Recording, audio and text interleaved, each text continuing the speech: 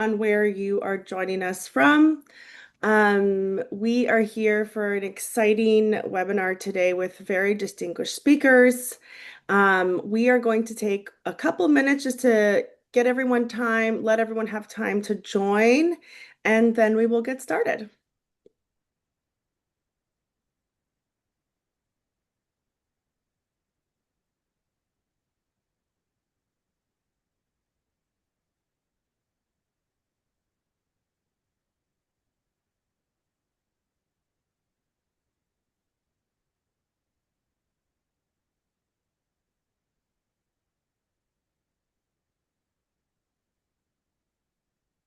Hello, thank you for joining. We'll get started in just 1 minute.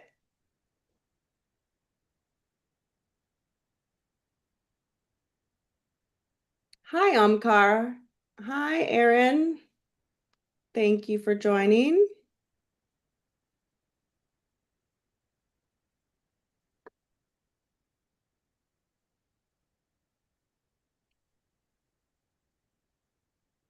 Hi, Alfonso. Nice to have you here.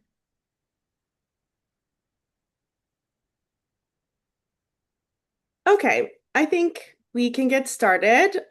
We still have people filing in, but we've got a really good number here today. So I'm Karen Otoni. I'm Senior Director of Ecosystem at LF Decentralized Trust, and I'll be hosting the webinar today. We have a really exciting session here that's all about the newly announced, just recently, FabricX. And we've got all the experts who have been working to build this for you here today. So get your questions ready. Oops, sorry. Boop, boop, boop. As always with our events, we want to make sure that everyone knows that we are a welcoming community, that we want everyone to have their in input, have their voice. So please, when you ask a question, if you do end up coming off mute, make your question quick. So that others get the chance to do so. And of course, in the chat, all communication falls under our code of conduct. And you can view the code of conduct on our website if you'd like to look at it. A few housekeeping rules. As with all meetings here at the Linux Foundation, they all fall under our antitrust policy. You can view that on the Linux Foundation website. We are recording this. There will be recording available, so don't worry about that. Slides will also be available to download. This will all be on the webinar page of our website, where you can find this after the event. We do encourage you to ask questions. That's why we're here. We want to make sure you get the most out of this session. So please raise your hand, put your questions in the Q&A box or the chat. We will have members of the Fabric team here answering questions in the chat while the presenter is speaking. But if your question seems relevant to the content at hand, I may ask you to come off of mute. We'll see how we're doing with the time. So let me know what your questions are, and we'll do our best to address all of them. So without further ado, I'd like to hand it over to Dr. Ellie Andrulaki to kick us off. Hi, Karen. Hi, everyone. It's a pleasure to be here today. So my name is Ellie Andrulaki. I'm a distinguished engineer at IBM Research, responsible for the activities around the centralization of trust. And today I'm going to talk together with many other people from IBM Research about Hyperledger FabricX, which is a variant of Hyperledger Fabric tailored to address requirements in the space of digital assets and currencies that are quite emerging. Next slide, please. So just a few words about who we are. Decentralized Trust, as I mentioned, is part of IBM Research. IBM Research is a separate division within IBM Research division with the assignment to invent what's next in computing in areas that are relevant for IBM's business, for IBM clients' business, as well as for the business of the ecosystem that IBM is active on. And next slide, please. And in the case of decentralized trust, this area is one of financial services and financial systems infrastructure that is being majorly transformed with the introduction of digital assets and currencies, as we've seen over the recent years.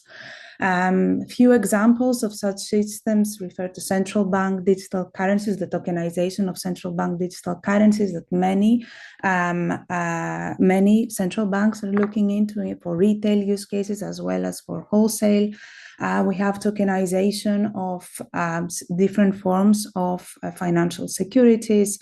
We have tokenization of commercial bank money, one example of which is tokenized deposits, stablecoins, as well as initiatives that bring together multiple of these systems in one network, initiatives around regulated liabilities network or settlement networks or unified ledgers, with a premise to foster more efficient and secure interoperation across these systems. Next slide, please. But of course, as it comes very frequently with changes and transformations, these emerging systems come with some first-of-a-kind requirements, we would say. And in particular, first-of-a-kind comes from the combination of requirements. Clearly, a set of requirements includes transparency of how transactions are being processed, decisions are being made, resilience, not only to nodes that can fail, but also nodes that have conflicting interests or are compromised, programmability and interoperation, and these all justify why distributed ledger technologies are relevant in this space. But these requirements are complemented by traditional requirements that we see in the next slide, maybe. Yeah, thank you. That come from the financial system, but also traditional enterprise systems like compliance and accountability, privacy and scalability, and of course, quantum resilience that is not only present in financial systems, but more generally. Governance agility is also important, especially in initiatives that bring together multiple assets coming from multiple stakeholders. So, and we have seen that specific combination of these requirements, and if we go to the next slide, is quite difficult to accommodate to the extent that the industry is still having difficulties in bringing all of these requirements around transparency, resilience, and scalability in one go. Privacy and compliance are not making things any easier. Next slide, please. But the good news is that Hyperledger Fabric that is out there already is already addressing a lot of these requirements. So first of all, it's a permission system, therefore it comes natural that the strong accountability and access management is taken care of. But it also comes with cryptographic agility to ensure that the cryptographic components can switch to the new ones that are required when full quantum resilience needs to be offered within the system. But it also comes with governance mechanisms that comes with fine-grained policies, allowing the setting and the modification of different aspects of the system, the membership, individual member identity, consensus, smart contract, and other parts, of course, of the system. Next slide, please. Smart contract sovereignty is also one element of this governance agility, since smart contracts are really dependent or are governed by the endorsement policy and the dedicated stakeholders that to some extent can also have an influence over the actual infrastructure the smart contracts are to be executed on. Next one, please. but also the actual mechanism that Hyperledger Fabric is using in order to process transactions, this execute, order, validate, allows the system to scale to high, to quite demanding computation-wise smart contracts. Smart contracts, to some extent, can scale horizontally, while the Byzantine fault tolerance consensus that it is encompassing and the committer pipeline allow for transaction processing to be, on one hand, highly resilient, but also transparent, but also reaching throughputs in the order of 2,000 transactions per second, which for many use cases is also sufficient. Next slide, please. However, there are yet certain aspects to be accomplished in order to have optimal delivery of digital asset systems and digital currency systems.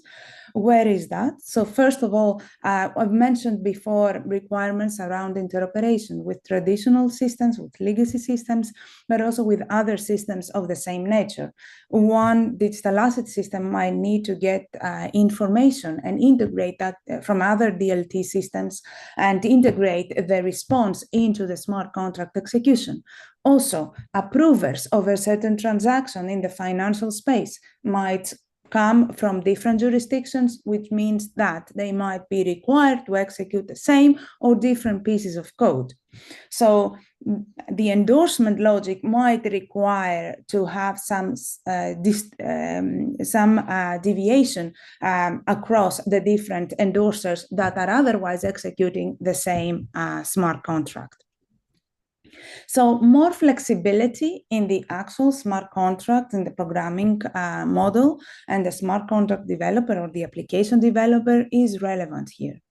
And another reason for why this is also relevant is to be able to support different types of privacy mechanisms that also refer to the actual infrastructure, like trusted execution environments, and combination of privacy with accountability that cryptographic protocols bring to the fore. Last but not least, retail throughputs are still retail application or use case throughputs, like the ones we see in payments. The orders of tens of thousands of transactions per second are still not possible to be accommodated by Hyperledger Fabric as it exists today. Next slide, please. Next one. Thank you. So what we have put inside Hyperledger FabricX is essentially mechanisms that optimize the Hyperledger Fabric protocol for digital asset applications. And how do we modify Hyperledger Fabric code base? First one, next slide, next click, please. Thank you. With respect to smart contract execution, we introduce a new programming model that allows for this flexibility that was mentioned before. With respect to transaction ordering and consensus, we introduce a new Byzantine fault tolerant consensus protocol that allows for high throughput, high transaction ordering rates in low latency, but also that can scale well as we increase the number of consensus participants. And last but not least, we rework the committer code base such that we introduce traditional distributed systems mechanisms to increase the level of parallelism in transaction processing. All this, next one please, allowed us to integrate into the smart contract logic, interoperability frameworks or privacy tools that are relevant for digital asset management, while at the same time we preserve the execute, order, validate model, of course. Smart contract is still able to scale horizontally, and transaction ordering and commit phases are able to process transactions at a rate of 100,000, even more, 100,000 transactions per second, with Byzantine fault tolerance, therefore high degree of resilience in commodity hardware and with a very low latency, as you will hear about later. Next slide one. So what comes next is this in this webinar. First, next one. You will hear Angela and Ale giving you an overview of the new programming model. Next, please. You're going to hear from Yoav about the new Byzantine Fault Tolerant consensus protocol that we're going to open source. And next, you're going to hear from Sentil about the new committer code base. Last but not least, next one, please, Angela. You're going to hear an overview of the next steps in the life cycle. I want to mention that contributions, what you're going to hear next is really the work of multiple people. All of them were within IBM research at the time when the work was done, but many of them are now not with IBM research. The exact contributions you will still be able to see when the code is out, but also more detailed contributors you will see in the version of the slides that we will circulate. With that, I hand over to Angela. Very good. I hope you can hear me. Probably soon you will be able to see me as well. Very good. I think it should work. Very good. All right. Thank you. Thank you, Ali. And very happy to be here, guys, with you, with all the communities. So Ale and we will talk. We will tell you about the new programming models that we're gonna introduce in FabricX. But we have to, of course, to start with the current programming model, with some of the limitations that we have, but also with some of the hidden gems that are available in this programming model. So we know that the way we program for Fabric, it's chain code centric. So we imagine that there is this piece of business logic that is executed by a subset of the network and produce a certain output that or changes to the state of the ledger and are agreed among multiple parties.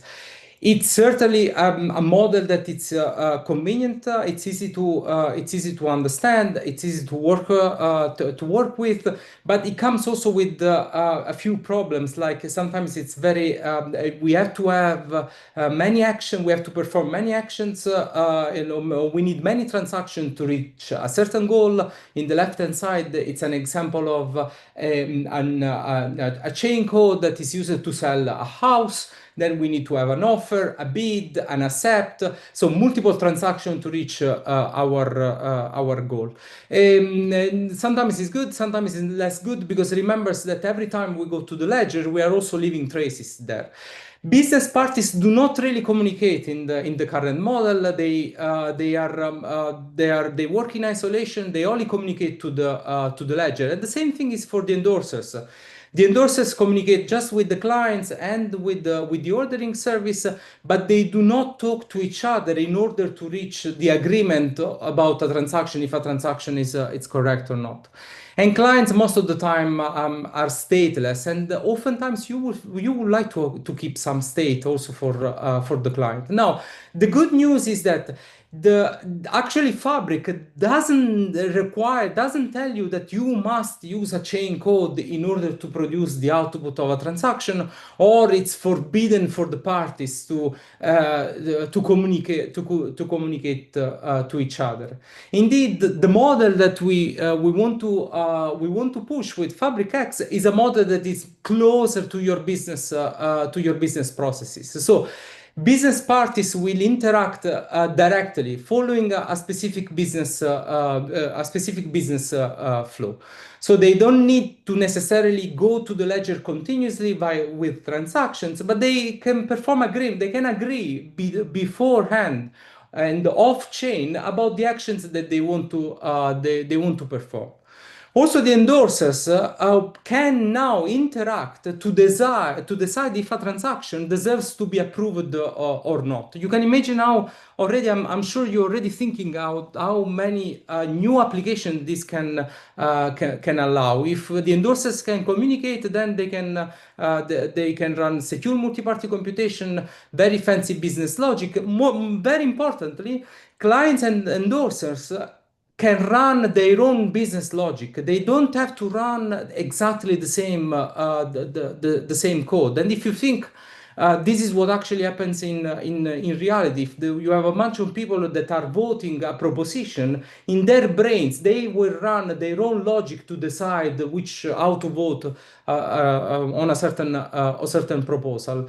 So we are essentially switching to a model that it's a generalization of the vanilla Fabric model. What do you gain at the end of the day with this model?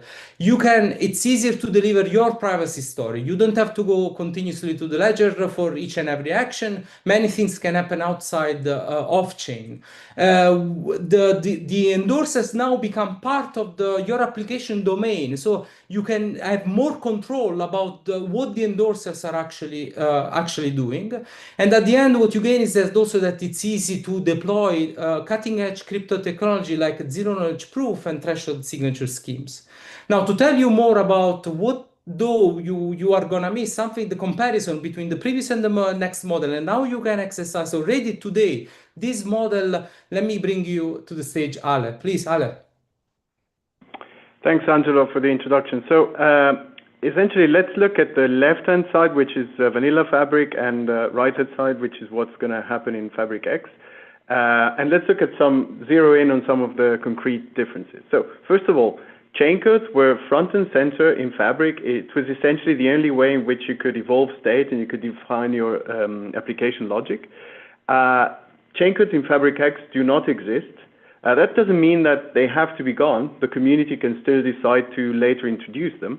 The reason why they're gone is that now there is a better way, in our view, to ensure that ledger state can evolve according to your application logic, which is through a combination of negotiation between peers and clients that settle and agree on how the state should evolve based on some specific application constraints and honoring the endorsement policy of the namespace.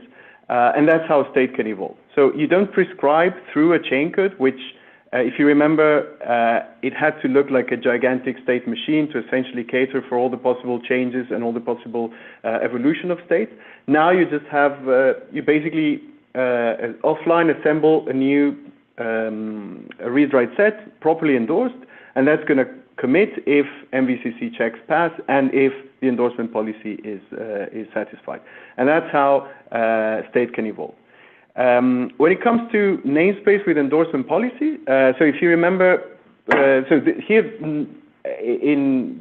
bottom line, nothing changes with respect to that. So we still have the concept of endorsement, which basically captures the trust model for that namespace. So there's going to be multiple namespaces. Endorsement policies still exist. What's different is that the concept of namespace was tightly coupled with the chain code in Fabric, and now there's no such thing anymore in FabricX, and so the two things are distinct. So there's a different life cycle, but essentially you can still the endorsement model is still front and center in guaranteeing the integrity and of both the state and the application logic. Finally, when it comes to private data collection, this was quite a strong mechanism that was rolled out in Fabric to do, well, two things. It was really trying to do two things, which was stay within the evolution model of ledger state in Fabric, which required step through an endorser.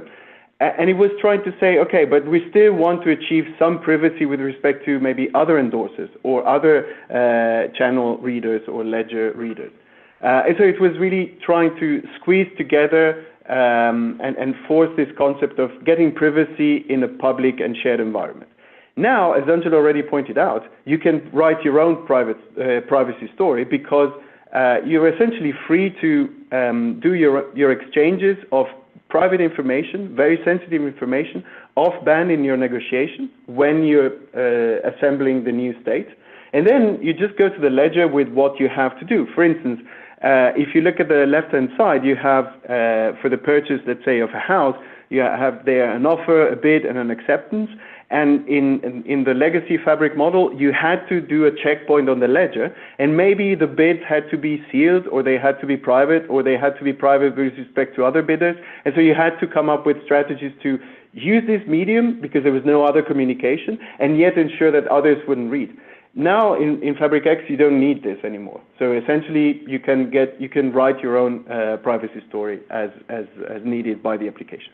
Next slide.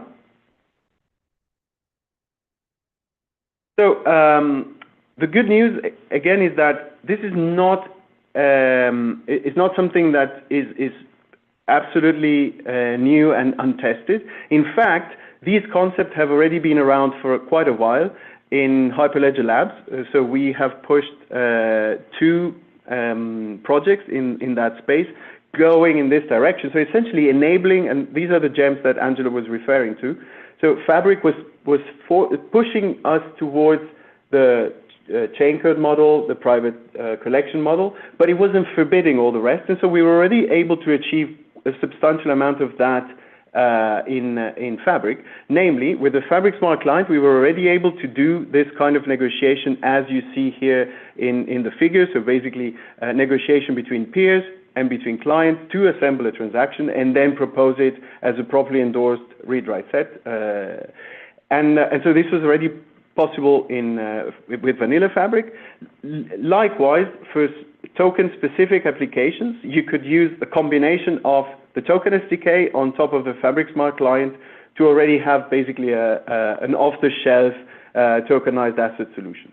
The good news is that these 2 projects will have a continuity between Fabric and FabricX. So basically support for FabricX, for Fabric Smart Client, and the token SDK will appear in these repositories soon as we drop the new code base. So let me hand over to Yoav for ARMA and consensus. Hi everyone. My name is Yoav Tok. I'm from IBM Research, and I'm going to present the FabricX ordering overview, which includes a new BFT consensus protocol. Now, as Eli said, this is a joint work of many colleagues in IBM. Some of them has already left, and you'll see all the contributions when we drop the code. Now, let's first take a look at the current Fabric ordering service. Conceptually, its job is very simple. It receives transactions from multiple clients in parallel. We call them endorsers or endorsing clients, and emits an order set of signed blocks, which establishes total order among transactions. Now, in Fabric, an ordering node is a single process, a single monolithic server, and ordering is done in a cluster of ordering nodes. And this is done in order to provide fault tolerance and high availability. Now, we say that F is the number of faults we can tolerate in a certain deployment. And in Fabric right now,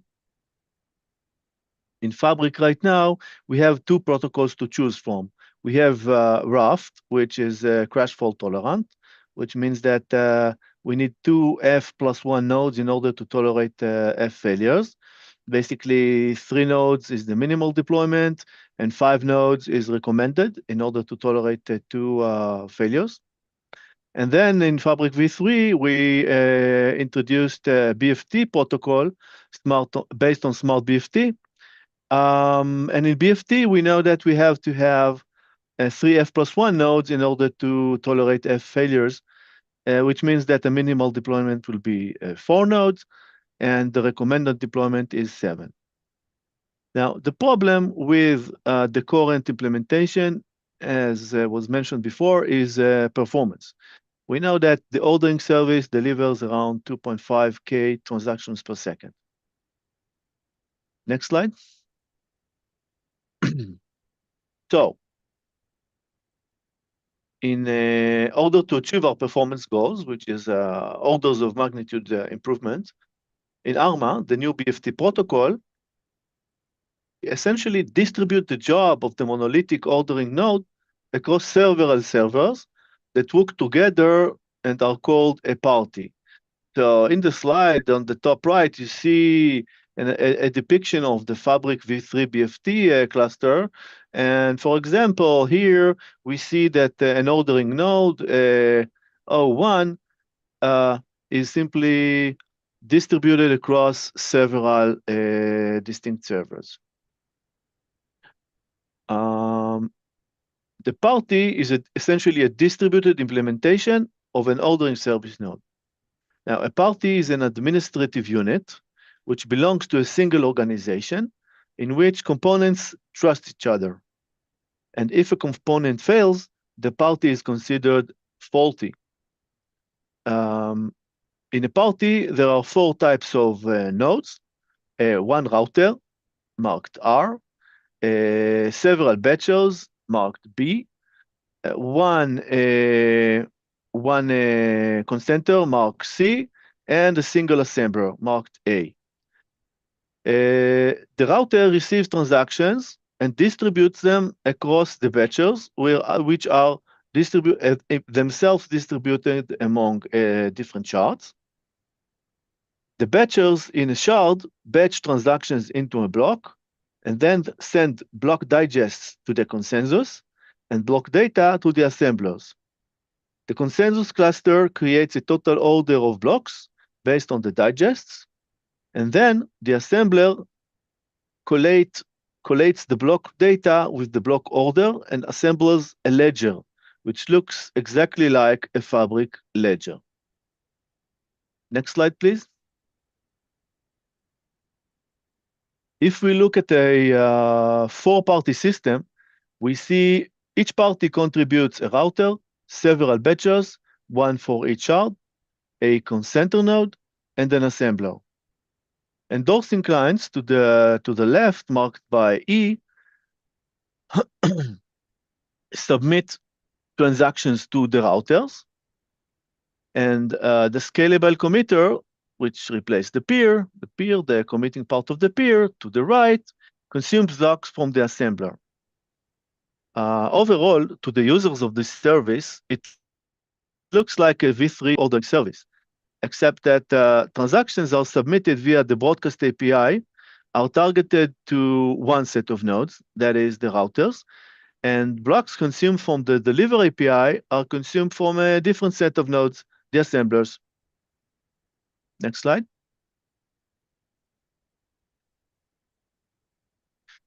I want to emphasize that in ARMA, a party is a distributed single administrative unit in which components trust each other. And again, one can tolerate party failures if we deploy 3 F+1 parties. So if a component within a party fails, it is as if the entire party is faulty for the purpose of proving correctness. For example, in the figure that you see, in a 4-party system, if a batcher in party 2 fails, we cannot generally tolerate a second failure in another party. That is, the consenter of party 4 cannot fail, as it breaks the limit of F equals 1 in a 4-party system. Let's move on to the next slide. Now, there are 4 main principles that make this new architecture perform. The first principle is the separation of data dissemination from consensus. We disseminate blocks without consensus via the green lines from the batchers to the assemblers, and we consent on digests in the consensus cluster on the blue lines. Now, data dissemination happens in parallel with consensus, and consensus is faster on smaller items. The size of the items we consent on is 3 orders of magnitude smaller than the size of the blocks. And moreover, a consensus decision can order multiple digests, multiple blocks at once, in contrast to what happens in Fabric v3. The second principle is pipelining. That is breaking the processing to sequential stages and executing them in parallel on different hardware. So here, routers, which do the initial processing of messages, of transactions, operate in parallel with the batchers, which batch transaction into blocks, in parallel with consensus, and in parallel with assemblers, which collates the order to the data of the block. The third principle is sharding. That is the horizontal scaling of functions that can be processed independently in parallel on different hardware. And we utilize this principle in the batchers. Basically, we can batch blocks in parallel on multiple shards. And finally, small transactions. In FabricX, we strip the certificates from transactions, and we end up with very small transactions compared to what Fabric uses. Typically, like a transaction, a UTXO transactions, which consumes 2 inputs and produces 2 outputs, would be around 300 bytes. That brings us to the next slide about performance, the glimpse of ARMA's performance. And we see that these architectural changes result in major increase in performance. Here we see just one graph, one line, where we show the maximal rate versus transaction size with a latency that is below 1 second, which is typically required for the type of applications we target. We see this for a typical deployment of 4 parties and 2 shards, which means that we have 5 VMs or servers per party and a total of 20 VMs. As you can see, ARMA achieves well above 100K TPS for the relevant transaction size that we use in FabricX. For example, a 256 byte transactions, we get an order of 160K transactions per second. So for more information, please check the white paper indicated in the link to the bottom right, where we have detailed description of the architecture, proofs, and more extensive experimentation and results. And now I hand over the presentation to Senthil. Yeah, thanks, Yav. So myself, Senthil. So I am also from IBM Research. So I would present the committer part of FabricX. So, so in this slide on the left-hand side, you can see a monolithic Fabric peer. So this is the peer that we have in Fabric, and it hosts endorser. It also hosts the validator. So it has a 2 kind of validator. One is the signature validator, which kind of validate the endorsement policy. And then there is a read-write set validator that actually checks for the MVCC conflict, especially the double spend. Then we have a committer component that actually commits the valid write set to the database.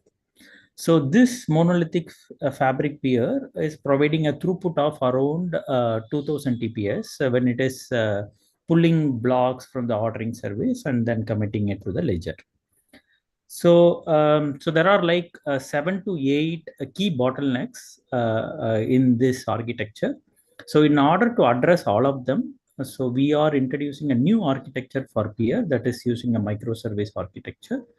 Now you can see that the single peer is split into multiple services. So we have a query service, and then we have verifier service, then there is a coordinator, then validator committer service, and then the sharded database.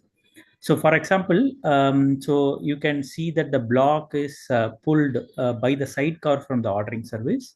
Then it goes to the coordinator service. So here we process transaction in parallel, even across blocks. So we use dependency graph for that to analyze the dependency between transaction. Then it goes to the signature verifier manager that forwards the transaction to multiple verifiers. Then the verified transactions are sent to the validator committer manager, which would send the transaction for validation and commit. And finally, the valid transactions are committed to a distributed database. So this architecture kind of provides 100x improvement over monolithic Fabric peer, which is we are getting around 200,000 transactions per second. So next slide, please. Yeah. So this slide shows the performance of committer. So in order to perform this experiment, we used 14 servers and one coordinator, one sidecar, and then 3 signature verifier we used. And then 9 server on which we have co-located a database node and then the validator committer service. And the system is not very powerful in the sense it's a very commodity level of system. So it had 20 vCPUs, 64 GB of RAM, and then 10 Gbps network link between each nodes. And then the disk write bandwidth is around 500 MB per second. So let's look at the graph. So in the x-axis, we have the number of input and output in the transaction. The inputs is nothing but the number of reads, and output is nothing but the number of writes. So on the y1 axis, we have the throughput, and then y2 axis, we have the latency. So you can see that the throughput is consistently above 100,000 transaction. And then when we have just one read and one write, it is even reaching 250K TPS per second. And then if we look at the resource utilization that is shown in the table, so you can see the VC service plus database node that is hosted on a single server, right? That those nodes are the one that consumes most of the CPUs, memory, and then disk. So because it does a lot of intensive operations. Whereas if you look at network send and receive, that is mostly utilized by the coordinator, because coordinator is a component that interacts with sidecar and then signature verifier and then the VC service, right? So for that, the bandwidth utilization is higher. Still, these numbers are too high. It's good for the performance that we are getting. So next slide. Okay. So now comes to the final slide, that is the differentiation between Fabric and FabricX. So I have differentiated on 4 parameters. The first one is architecture. So the Fabric mainly have 2 major services, right? So we would run peer architecture and then orderer architecture. Using that, we can do a transaction. Whereas if it comes to FabricX, we need to run more than 8 services. So because there is 4 in ARMA and then there is 4 plus in committer. So that kind of, increase the effort that is required to perform the deployment and management. However, with this additional complexity, we are getting 100x improvement in the throughput. So that additional complexity is definitely justified. And then the features like channel, chain code, and private data collection. We do not have the exact same feature, but there is a comparable feature like flows and local collection that is already discussed during the new programming model discussion. So whatever that one can implement in Fabric, the same thing can be implemented in FabricX as well. The final thing is related to storage. So in Fabric, we are using a centralized database. So in a long run, the storage can become a bottleneck. Whereas in FabricX, we deploy distributed database. And then whenever the storage requirement is increasing, we can add a new node and it would scale linearly. So there is no issue with storage as well. Okay.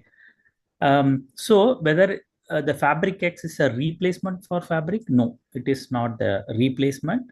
Both Fabric and FabricX would coexist. It's not a replacement. So the application can choose FabricX if there is a significant performance requirement.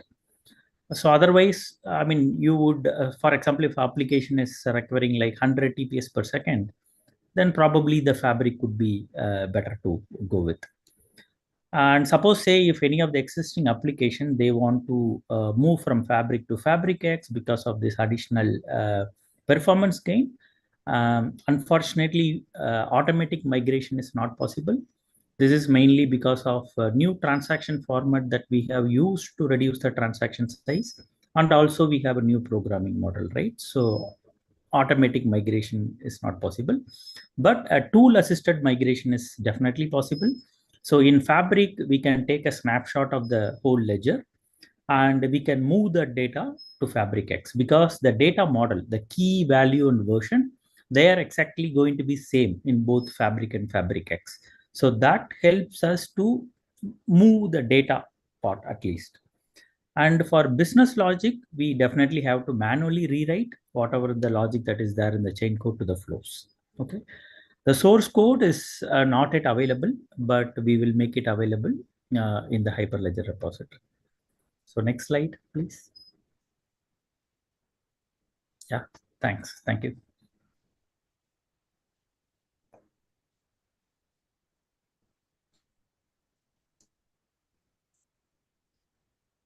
I think that's it. So Angelo, Ale. Back to Ellie. Ellie had to drop, I think. No, I'm here. No, Ellie, please, back to you then. Hi. Yeah, so I think that was what we had for you today. We are happy to take any questions.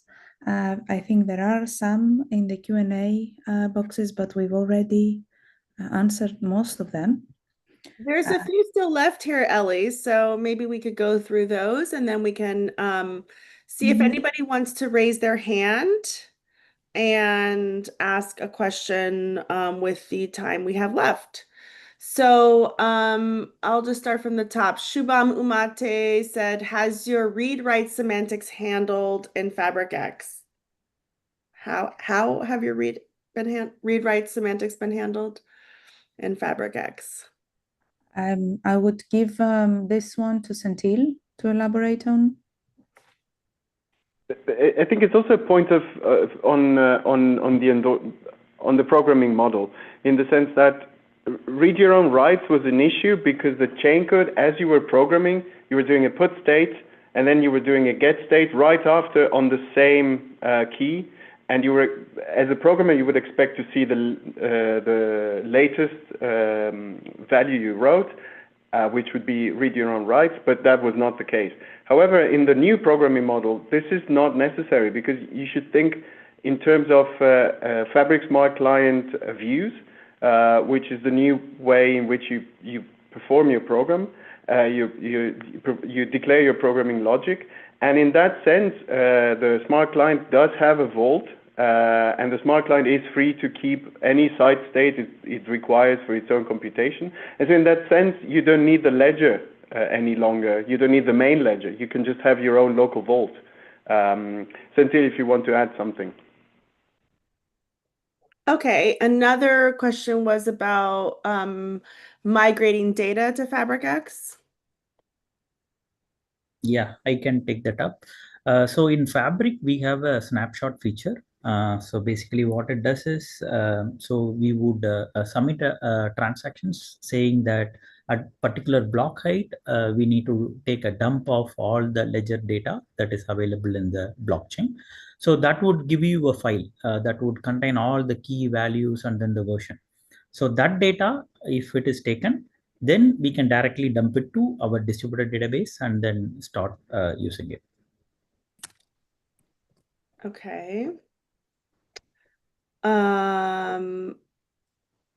Okay, Artem, would you like to come off of mute since you've got a few questions here?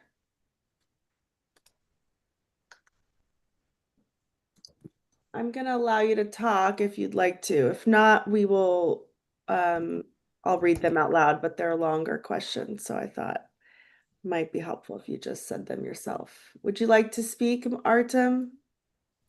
So I actually, most of the question Angelo already answered. I just still have the question which is related to the state database. The presentation that Senthil gave is that, so I mean, moving from the state database here endorsing node to the sharded database, I was wondering how the database handle the Byzantine faults.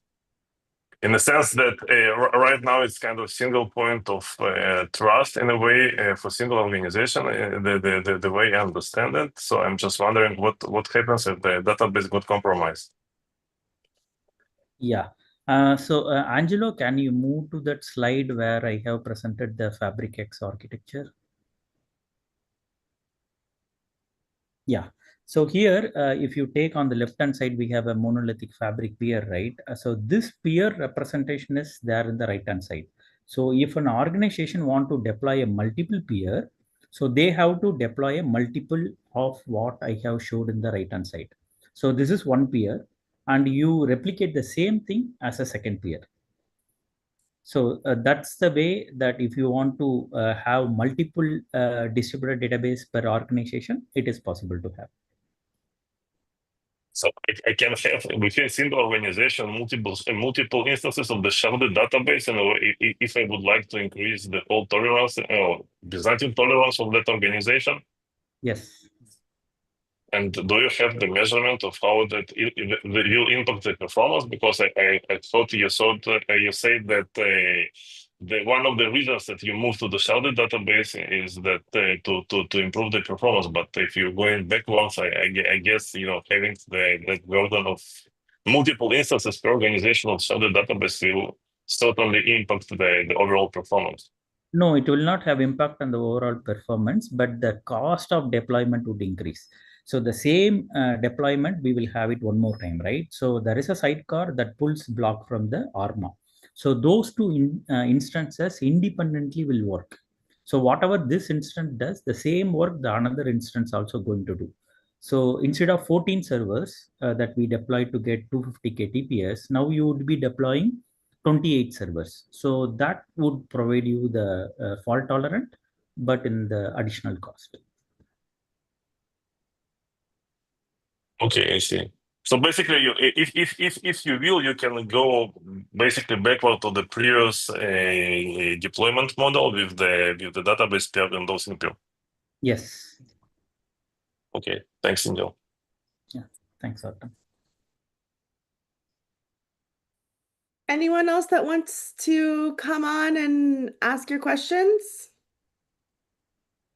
Just let me know. Paul Dowding is asking, what are your initial target use cases that FabricX was designed to meet?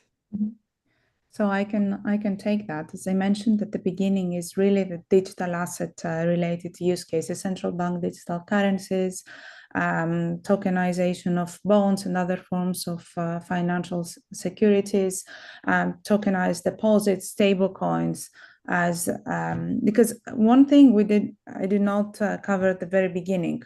FabricX or Fabric as well, and the execute order validate model comes with an inherent support, not inherent, but rather ideal support for the UTXO model that is quite relevant when it comes to adding privacy in all these use cases.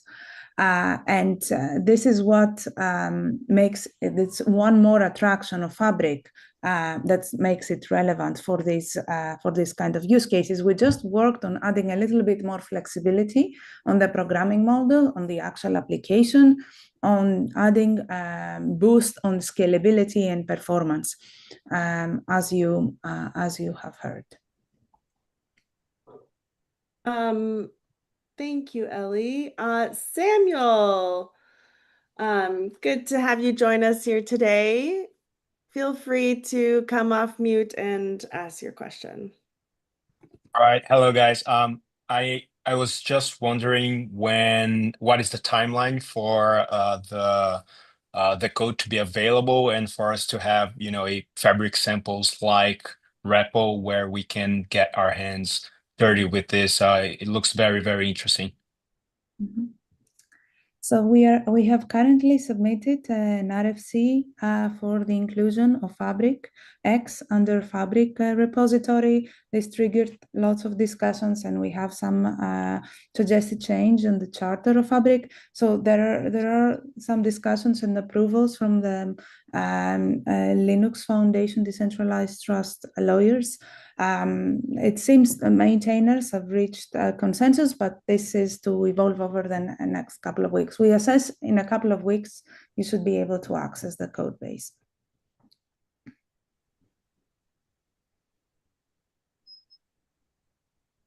Thank you. Anyone else would like to come and talk? For example, Dick, would you like to come off mute and ask your question?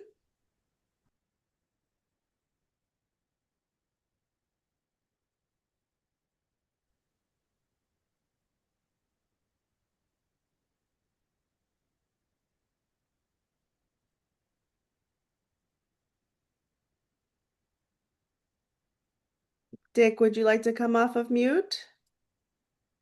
If not, I'll ask your question for you. Are the future obligations recorded on chain? Or are you saying that they must be recorded elsewhere in a smart contract, for example, and only committed to the chain when it's time to settle? Yeah. I can take that Dick, because I answered your questions before. In this sense, where the model is flexible, we can decide what's the.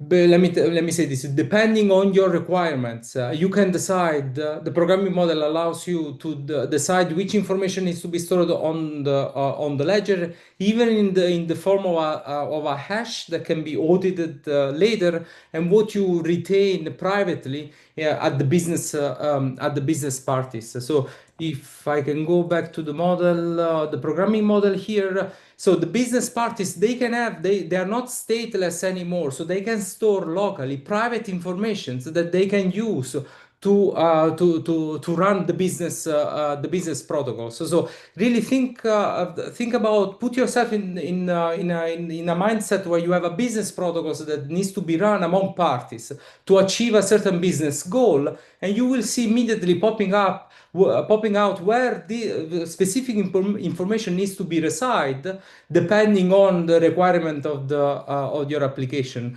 The bare minimum in general, let's say, that you could require is to publish from time to time certain hashes to the ledger to get at least accountability, that later on, if you have to go to court, at least you can say, you can go to court with the hashes, and you can pretend, and you can ask the business parties to say, hey, now you have to present what was behind this, what has been hashed that needs to match that information. Or you can put more information as you need. Very flexible in this, much more than what was possible with Fabric, because all this can be done at the application level. So the developers can decide by themselves how they want to organize these things. So you will see emerging libraries also that simplifies also all this specific the handling of this kind of information.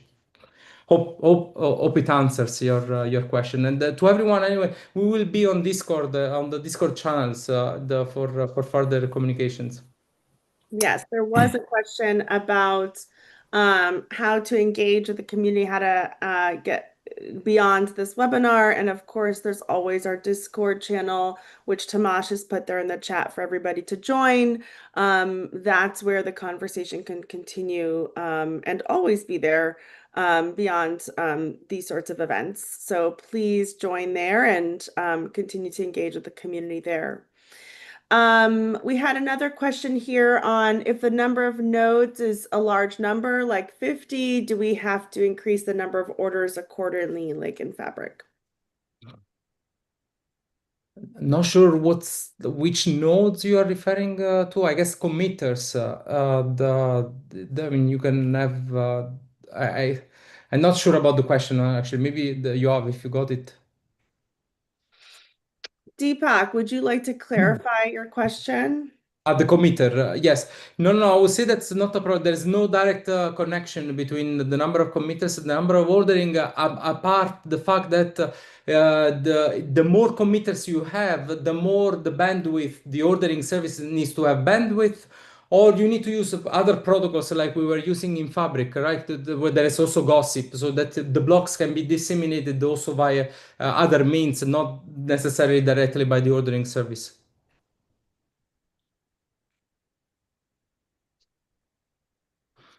The workaround for PDC, that's Shuham.